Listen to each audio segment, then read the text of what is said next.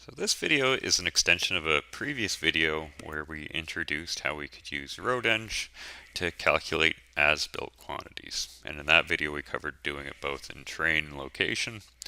And when we were in location, in the introductory video, we just calculated volumes between two surfaces, so between our original ground and our subgrade surface.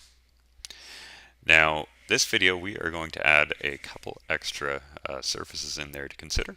So two common surfaces would be surfacing material or pavement structure and your strip surface. So picking up where we left off in that last video, if we have our volumes being calculated for our subgrade surface by adding it in as a reference surface and including that geometry in our volumes, well, we can just add in the other surfaces as we wish. Now with this we're going to again select terrain files and we are going to add in those surfaces. So I'm going to start with my strip surface, and there is a bit of a trick here in order to get reliable volumes, and that is that we want to be cognizant of the construction sequence. So our stripping is going to happen before the subgrade is built. So we want that to appear before it in the list. Now stripping, so we're going to tell it to include cross-section as a template volume. We're going to allocate that to a particular surface. So I'm going to just leave it as surface 16. And we could hit OK, and we could see our volumes associated with that. Now I'm going to add in that other layer, so our wearing surface for this gravel road. We'll go add terrain file, and we will add that in, and that's surveyed as final grade, so FG. So here, same thing, include in cross-section as a template volume surface, but this one I want to count for it as surface 1. We'll hit OK.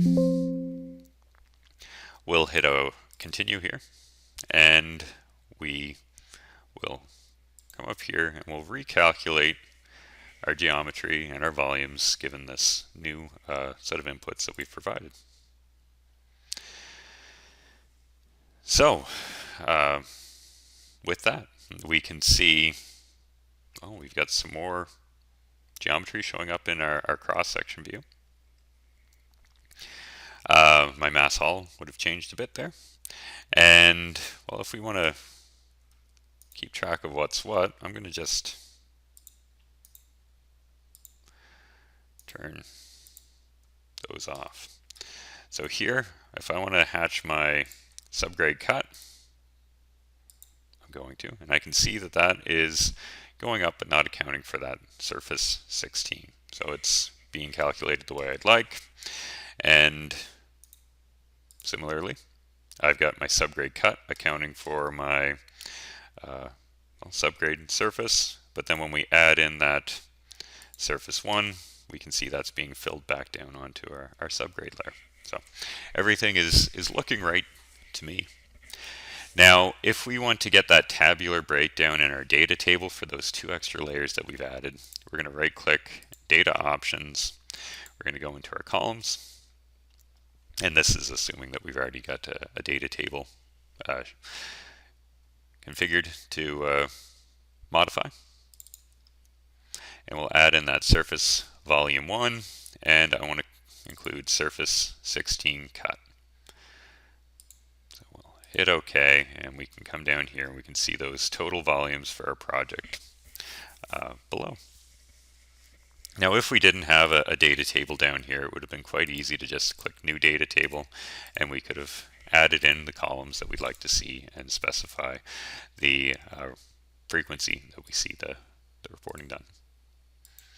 So with that, that is again an extension to our previous video where we introduced calculating as-built volumes in RoadEng, but this time we are accounting for more than just the volumes between two layers.